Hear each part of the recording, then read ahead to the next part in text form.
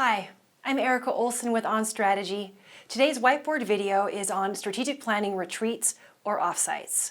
We're going to talk about when to do one, how to do one, who should be there, and what the agenda might look like. So when should you host a strategic planning retreat? Ideally, before the budget. Strategy should inform budget decisions. If you need a reset of your plan, so let's talk about that for a second. The ideal state is not to get into this regular flow of an annual retreat, but rather quarterly.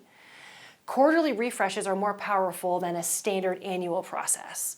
However, if you need a full-blown reset, then it's time to do a retreat.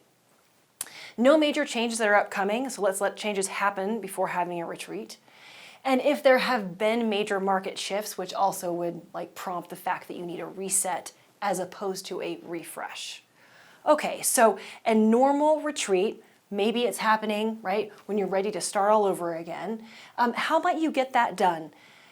The traditional ways to think about a 2-day on-site, in-person session, those are great. The reasons to do that are maybe your team needs to get together in person. You haven't seen each other for a while.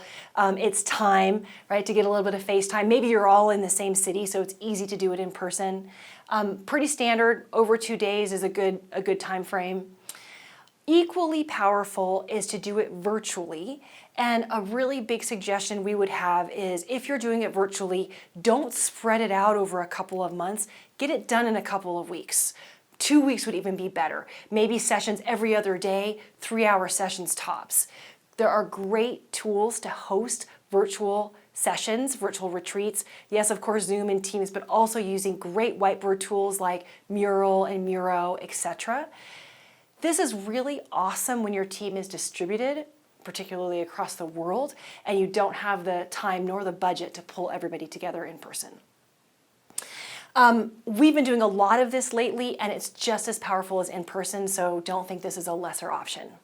A couple of tips: prep. We can't say that enough. Do your data collection in advance. Maybe even do some contribution via virtual whiteboard in advance. Get some stuff done in an asynchronous way so when you get together, you've already started the process. Should you or should you not have a facilitator? So the big consideration there is if you want to be part of the process, you want to contribute your thoughts, you shouldn't be the facilitator.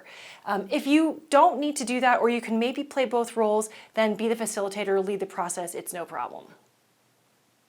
Okay, so who should be in the room?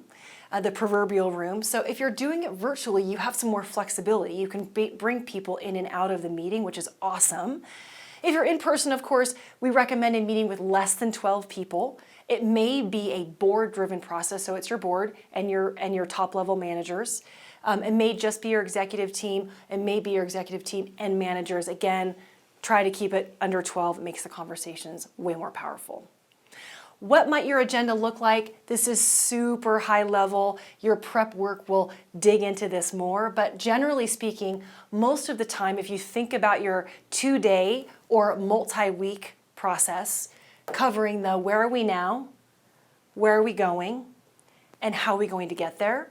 This is your strategy section, and this is your execution section.